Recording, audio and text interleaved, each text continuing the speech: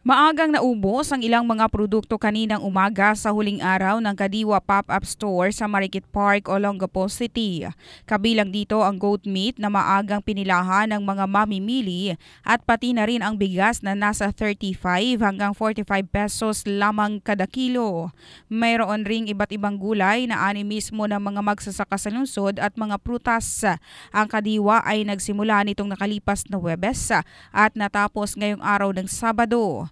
Layo ng City Agriculture Office na matulungan ang mga magsasaka at maliliit na negosyante na makapagbenta kaagad ng kanilang mga produkto at ang mga consumers naman ay makabili nito sa mas mababang presyo.